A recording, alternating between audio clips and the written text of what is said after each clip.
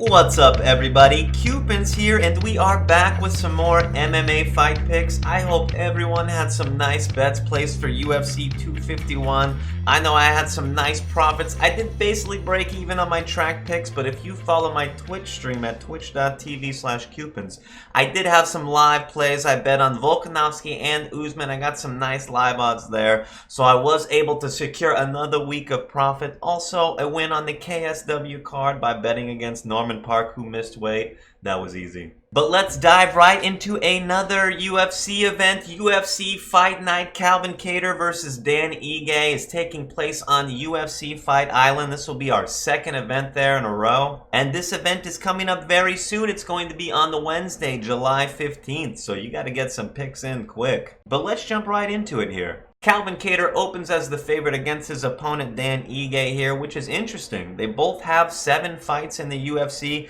and Calvin Kattar is 5-2. Dan Ige is 6-1, only losing his UFC debut. I will say, looking over both of their fights, I do believe that Calvin Kattar has faced a slightly higher level opponent on average compared to the opponents that Dan Ige has faced. Looking at the stats, nothing really jumps off the page here. Calvin Kattar's about 3.5 years older and has been fighting for about 3.5 years longer. Pretty standard. The reach is about the same. Kattar has a 1-inch advantage, but he has a 4-inch height advantage, and that height advantage should help him out here. Now, I believe this is going to be a very interesting fight, and I think the advantage is going to go to whoever has the ability to go 5 rounds. It's very hard to say who that's going to be looking at their recent histories of fighting. However, I do believe Kattar might have a slight cardio advantage going into this. Let's take a look at his record here.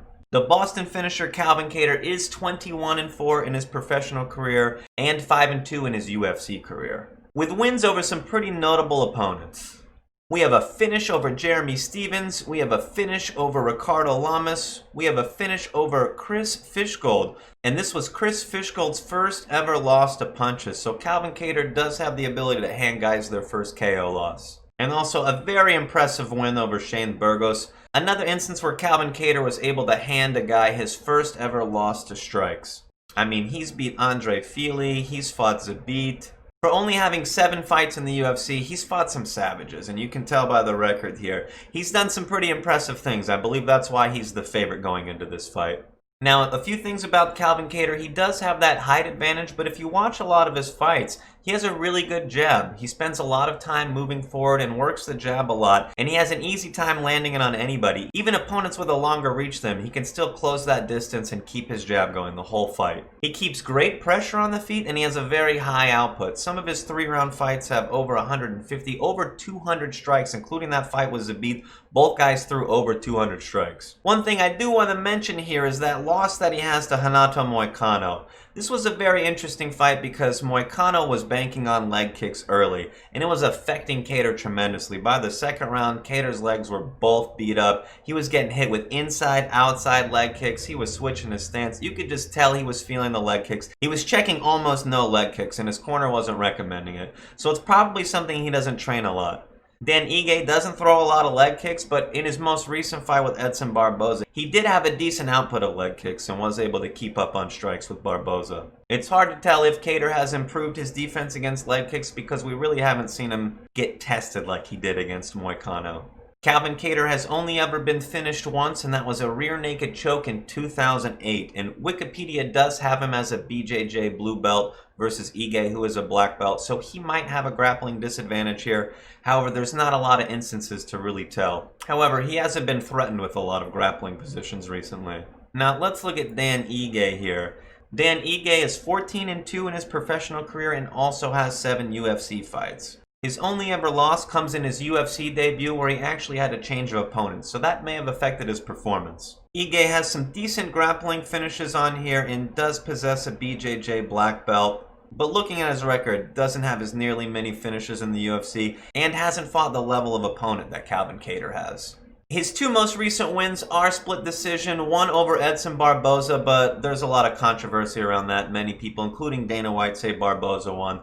However, I will say that Ige had a slightly higher output and looked pretty impressive against a high-level striker like Edson Barboza. Dan Ige has never been finished in his professional career, but I have seen some fights where he does get tired towards the end of the 3rd round. which could count against him in a 5-round fight. I don't know where his cardio is at going into this, but a lot of these 3-round fights that I've seen, he doesn't have a high output in the 3rd round. I see him having a slight disadvantage in the cardio going into rounds 4 and 5 compared to Kattar, but it's really hard to tell.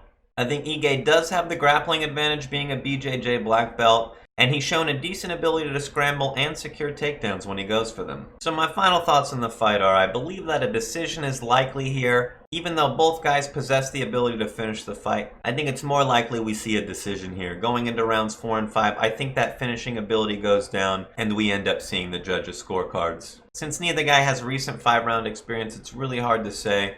However, judging on their 3-round fights, it looks like Calvin Kattar ends his fights with a little bit more gas in the tank than Dan Ige when they go 3-round decision. I think if we see a knockout, it'll most likely be Calvin Kattar who landed the strikes. And I think if we see a submission, it's most likely Dan Ige who secured the submission.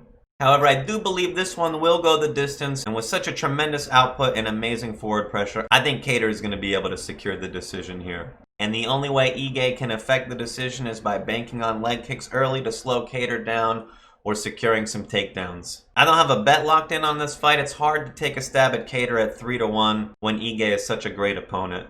However, if I do see better odds closer to the fight, I might put a little bit on Calvin Kattar here.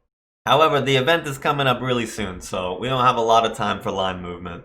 Well, that's my Kattar versus Ige breakdown. I will try to get more breakdowns for this card before Wednesday. If I see any fights that I have some good insight on, I'll try to make a video on it. But there's not a whole lot of time before Wednesday. We do have another card coming up on Saturday, which is Figueiredo versus Benavidez too. This should be a very interesting one. We'll try to get more on this. But if you like the video, subscribe to the channel for more content. And to stay up to date on my other picks, check out my social media, my Twitter, my Discord, and follow me on Twitch.